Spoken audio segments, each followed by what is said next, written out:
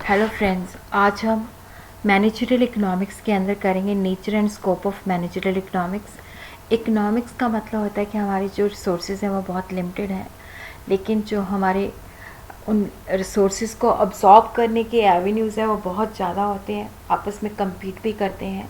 तो हमने डिफरेंट जो ऑब्जेक्टिव्स हैं, डिफरेंट एंड जो है, उनमें हमने अपने लिमिटेड सोर्सेज को यूज़ कैसे करना है ताकि हमारे जो रिजल्ट्स हैं, जो हमारी रिटर्न है, वो ऑप्टिमाइज़ हो जाए। मैनेजरियल इकोनॉमिक्स जो है, क्योंकि नेचुरली जब हम इकोनॉमिक्स स्टडी करते हैं तो इसके अंदर हमें इकोनॉमिक्स की कंसेप्ट्स, थ्योरीज पता चलते हैं, टूल्स पता चलते हैं। मैनेजरियल इकोनॉमिक्स का मतलब होता है कि जो हम इकोनॉमिक्स के अंदर लर्न करते हैं उनको प्रैक्टिकली हम कैसे यूज़ करते हैं, कैसे जो रियलिस्टिक बिजनेस के अंदर अनसर्टेनिटी होती है, जो प्रॉब्लम्स होती हैं, उनके अंदर हम थ्योरीज को, टूल्स को यूज़ करके अपने रिजल्ट को कैसे ऑप्टिमाइज़ करते हैं। Managerial economics is concerned with the application of economic principles and methodology to the decision-making process within the firm or organization under the conditions of uncertainty. Uncertainty का मतलब होता है क्योंकि नेचुरली जो बिजनेस है वो अनसर्टेन कंडीशंस में होता है, क्योंकि बिजनेस जो है एक्सटर्नल इन्वायरमेंट में ऑपरेट करता है, तो एक्सटर्नल इन्वायरमेंट की फोर्सेस भी इफेक्ट करती हैं। और जो मैनेजरियल इकोनॉमिक्स है ये डिसीजन मेकिंग के साथ कंसर्न होती है। नेचुरली यहाँ पे क्या होता है, गोल ओरिएंटेड होती है, क्योंकि हमने प्रैक्टिकली जो प्रॉब्लम्स फेस होती हैं वहाँ पे हमने अपनी लिमिटेड रिसोर्सेज के हिसाब से उसको ऑप्टिमाइज़ करना होता है। और जो मैनेजरियल इकोनॉमिक्स है प्रैक्टिकल है, प्रैग्मेटिक का मतलब होता है वाइजली हम अपने रिसोर्सेज को प्रॉपर यूटिलाइजेशन करते हैं। नेचुरली हम जो हमारी बिजनेस को प्रॉब्लम फेस कर रही होती है, हम कोशिश करते हैं कि जो रेलेवेंट इन्वायरमेंट है उनमें हम उनको कैसे सॉल्व कर सकते हैं। ये थ्योरी भी प्रोवाइड करता है, ये भी देखता है कि हम वेरिएबल्स को कैसे मेयर कर सकते हैं। जो इसकी फंडामेंटल नेचर है मैनेजरियल इकोनॉमिक्स की, ये हमारे प्रॉब्लम को सॉल्व करता है। जो टूल्स होते हैं हम वहाँ पे रियलिस्टिक सिचुएशंस के अंदर उनको यूज़ करके अपनी प्रॉब्लम को सॉल्व करने की कोशिश करते हैं। ऑब्वियसली देखो क्या होता है कि जो भी ऑर्गेनाइजेशंस हैं उनके अंदर प्रॉब्लम्स होती हैं।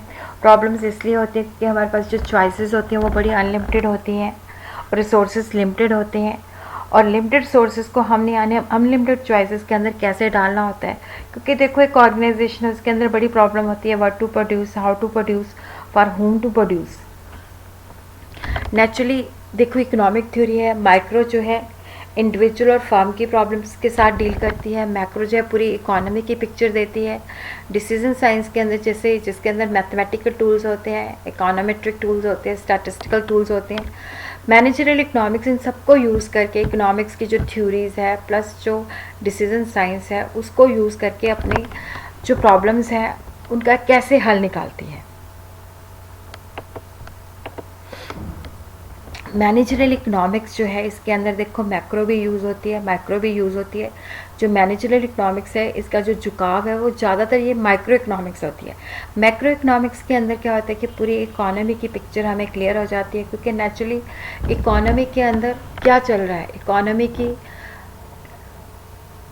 अंदर पावर्टी कितनी है, एम्प्लॉयबिलिटी कितनी है, इन्वेस्टमेंट कितनी है, कंजम्पशन कितनी है, मॉनेटरी पॉलिसी क्या है, फिस्कल पॉलिसी क्या है। नेचुरली मैक्रो जो है हमें पूरी इकोनॉमी का स्ट्रक्चर के बारे में इंफॉर्मेशन प्रोवाइड करती है। माइक्रो इकोनॉमिक्स जो होती है ये इंडिविजुअल लेवल पे, ये मैक्रो से छोटी होती है। यहाँ पे हम एक इंडिविजुअल, एक फॉर्म, एक इंडस्ट्री की प्रॉब्लम को स्टडी करते हैं। यहाँ पे जो हमारे पास इंफॉर्मेशन होती है वो इंडिविजुअल छोटी लेवल पे होती है। फिर क्वेश्चन ये राइज होता है कि ये मैनेजरियल इकोनॉमिक्स पॉजिटिव है कि नॉर्मेटिव है। पॉजिटिव का मतलब होता है कि जैसा है वैसा ही हम उसको डिस्क्राइब करते हैं, उसके साथ अपना कोई ऑब्जेक्टिव नहीं लगाते। जो मतलब जैसा है उसको ही डिस्क्राइब करते हैं। जैसे सरकार कोई पॉलिसी निकालती है, सरकार की पॉलिसी के आने से जो नतीजा निकलता है हम उसको बताते हैं। तो ये हो गया कि ये पॉजिटिव साइंस है जिसने फैक्ट नरेट कर दिए। और नॉर्मेटिव होता है ऐसा नहीं भाई ऐसा होना चाहिए, सरकार को ऐसी मॉनेटरी पॉलिसी नहीं, ऐसी पॉलिसी निकालनी चाहिए थी, तो उसके ये रिजल्ट निकलते। यहाँ पे हम अपना ऑब्जेक्टिव लगा देते हैं। हम चीज़ों को वैसे नहीं, हम ये भी बताते कि ये चीज़ ऐसे होती तो इसके ज़्यादा अच्छे कॉन्सिक्वेंसेस हो सकते थे। फिर एक जो इकोनॉमिक थ्योरी है, जो हम थ्योरी लर्न करते हैं, जो हमें कंसेप्चुअल फ्रेमवर्क थ्योरी से माइक्रो और मैक्रो से पता चलता है, उनको हम प्रैक्टिकली यूज़ करते हैं। नेचुरली देखो, जब हम इकोनॉमिक्स की थ्योरी को प्रैक्टिकली यूज़ करते हैं तो हमें बिजनेस का एक्चुअल बिहेवियर समझने में आसानी होती है।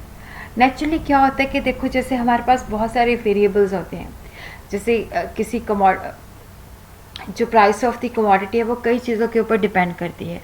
अगर कुछ वेरिएबल्स हमारे पास हैं तो जैसे रिग्रेशन एनालिसिस होता है, वो इस्तेमाल करके हम जो डिपेंडेंट वेरिएबल है उसकी वैल्यू निकाल सकते हैं, डिमांड फोरकास्टिंग कर सकते हैं। तो नेचुरली ये जो मैनेजरल इकोनॉमिक्स है, ये हमें डिसीजन लेने के लिए, फ्यूचर की प्लानिंग करने के लिए, इवन जिस इन्वायरमेंट के अंदर हम काम करें, इन्वायरमेंट का मतलब होता है सराउंडिंग। एक ऑर्गेनाइजेशन के अंदर इन्वायरमेंट होता है, एक ऑर्गेनाइजेशन के बाहर इन्वायरमेंट होता है। बाहर जो होता है, कॉम्पिटिटर की पॉलिसीज़ क्या है, गवर्नमेंट की पॉलिसीज़ क्या है, पब्लिक का ओपिनियन क्या है, सप्लायर की ये सारी चीज़ें जो है बिज़नेस को अफेक्ट करती है। तो नेचुरली हम जो एक्सटर्नल फोर्सेस हमारे बिज़नेस को अफेक्ट करती हैं, उनको भी ये हमें समझने में हेल्प करती है। फिर एक कि स्कोप का मतलब होता है बाउंड्री, कि मैनेजरियल इकोनॉमिक्स के अंदर क्या क्या चीज़ें आ जाती हैं। जैसे फर्स्ट है theory of demand analysis and forecasting. अब देखो, कोई भी बिज़नेस हम स्टार्ट करते हैं या एग्जिस्टिंग बिज़नेस है, जब तक उसकी डिमांड फोरकास्टिंग हम नहीं करते, जब तक हमें पता नहीं है कि कितने एग्जिस्टिंग बायर है, कितने पोटेंशियल बायर है, तो नेचुरली क्योंकि सारी चीज़ें जो होती हैं डिमांड के साथ लिंक्ड होती हैं। क्योंकि अगर डिमांड फोरकास्टिंग होगी, हमें पता होगा पूरे साल के अंदर हमारी ये डिमांड है, या मंथली इतनी डिमांड है, या डेली इतनी डिमांड है, तो प्रोडक्शन, फिनांस, सारा कुछ इसी के साथ लिंक्ड होता है। और डिमांड एनालिसिस भी के अंदर भी हम देखते हैं कि डिमांड जो है, कौन कौन से फैक्टर्स हैं जो डिमांड को इन्फ्लुएंस करते हैं, प्राइस और डिमांड का रिलेशनशिप क्या है, हमारी कमोडिटी की नेचर क्या है। फिर उसके बाद है theory of production and production decision. Naturally देखो, जो प्रोडक्शन के अंदर क्या होता है कि हम कितना ये इनपुट और आउटपुट के बीच में रिलेशनशिप स्टडी करती है। फिर ये देखती है कि क्या अगर शॉर्ट रन के अंदर क्योंकि नेचुरली शॉर्ट रन के अंदर कुछ फैक्टर फिक्स्ड होते हैं, कुछ फैक्टर वेरिएबल्स होते हैं, तो हम अपने प्रोडक्शन को इन्हांस कर सकते हैं वेरिएबल फैक्टर को चेंज करके। नेचुरली उसमें हमें डिसीजन लेना पड़ता है, अगर डिमांड ज़्यादा है तो हम कैसे अपनी प्रोडक्शन को इन्हांस करेंगे, क्या प्रोडक्शन इन्हांस करने से हमारी कॉस्ट इंक्रीज़ होती है, डिक्रीज़ होती है। नेचुरली अगर हम बहुत सारी चीज़ें मैन्युफैक्चर करते हैं तो हमने कौन सी चीज़ों को ज़्यादा मैन्युफैक्चर करना है, उसका प्रोडक्ट मिक्स क्या होना है, वो सब कुछ हम थ्योरी ऑफ प्रोडक्शन और प्रोडक्शन डिसीजन के अंदर लेते हैं। उसी तरह analysis of market structure and pricing theory है, क्योंकि नेचुरली मार्केट के अंदर डिफरेंट मार्केट कंडीशंस होती हैं। कई बार देखो, अगर मोनोपोली है तो वहाँ पे हम प्राइस डिस्क्रिमिनेशन भी कर सकते हैं, एक ही प्रोडक्ट के अलग अलग प्राइसेस चार्ज कर सकते हैं। और अगर कंपटीशन बहुत ज़्यादा है तो हमें मार्केट के हिसाब से उसकी प्राइस फिक्स करनी पड़ती है, कॉस्ट ऑफ प्रोडक्शन के हिसाब से नहीं। उसी तरह ही हम कॉस्ट एनालिसिस भी कर सकते हैं कि हमारी जो प्रोडक्ट हम मैन्युफैक्चर कर रहे हैं उसकी कॉस्ट की कौन से फैक्टर जो है कॉस्ट को इफ़ेक्ट करते हैं, कौन सी कॉस्ट फिक्स्ड है, कौन सी कॉस्ट वेरिएबल्स है, उनका आउटपुट के साथ क्या रिलेशनशिप है। फिर है profit analysis and profit management. Naturally देखो, जो भी हम काम करते हैं, क्योंकि अगर हमने कोई यूनिट खोला हुआ है तो उसके अंदर भी हमारी इंटेंशन यही होता है कि हमारा प्रॉफिट मैक्सिमाइज होना चाहिए। हम रेवेन्यू को प्रॉफिट के साथ कंपेयर करते हैं कि हाँ, हमें इतनी सेल रिसीट हुई है और इतना कॉस्ट था, हमें प्रॉफिट हो रहा है या लॉस हो रहा है। नेचुरली ये डिपेंड करता है कि कंपटीशन कितना ज़्यादा है, मोनोपोली है कि बहुत ज़्यादा कंपटीशन है। उसी तरह देखो, हम जब बिज़नेस स्टार्ट करते हैं उसके अंदर पैसा इन्वेस्ट करते हैं। कुछ पैसा जो होता है डे टू डे रनिंग के लिए चाहिए होता है, कुछ पैसा ऐसा होता है कि जिसका खर्चा आज करना पड़ेगा लेकिन बेनिफिट हमें लंबे समय तक के लिए मिलेगा। उसी तरह इन्वेंट्री मैनेजमेंट होती है, क्योंकि नेचुरली देखो, जब भी हम मैन्युफैक्चरिंग करते हैं, ये तो है नहीं कि आज मैन्युफैक्चरिंग की है तो सुबह ही माल आएगा, क्योंकि नेचुरली हमें जो भी चीज़ें मैन्युफैक्चर करनी है उसके लिए कंपोनेंट भी चाहिए होता है, रॉ मटेरियल भी चाहिए होता है, वो पहले से स्टॉक करना पड़ता है। मिनिमम स्टॉक कितना रखना है, मैक्सिमम स्टॉक कितना रखना है, इन्वेंट्री के अंदर इन्वेस्टमेंट कितनी करनी है, सेफ्टी स्टॉक कितना करना है, वो सब कुछ जो है मैनेजरल इकोनॉमिक्स जो है हमें हेल्प करती है डिसीजन लेने के लिए।